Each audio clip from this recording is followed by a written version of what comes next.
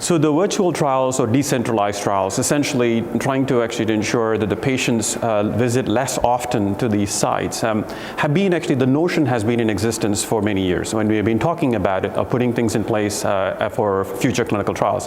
The COVID pandemic, as they say, the necessity is the mother of all inventions. The COVID pandemic made us actually think about how to actually accelerate this as we move forward, because certainly with the COVID pandemic, with the disruption that it actually made, having access to these sites made it much more difficult to conduct clinical trials in the normal way.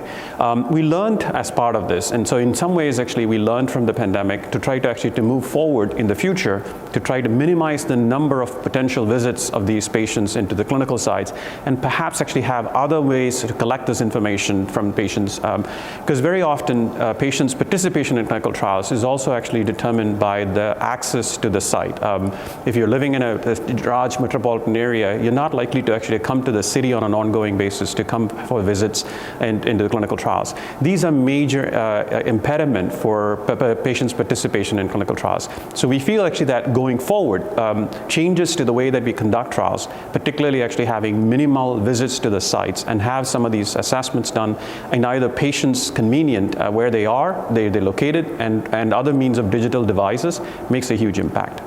Certainly, I think the pandemic has taught a lot of things, particularly actually in the way that we have access to care, and particularly actually for the way that treatment options to be done, because obviously the vaccines, as they were developed, one of the key things that we had to actually focus on ensuring the benefit or the effectiveness of these vaccines. In cancer care, as given the fact that many of them are immunosuppressed, the vaccines actually proven to be much more difficult to ensure that they have the right immunity actually against COVID. Going forward with these type of pandemics, it's important to recognize that the other adjoining factors that are going to be impacting patient care is going to be critical for us to actually assess this.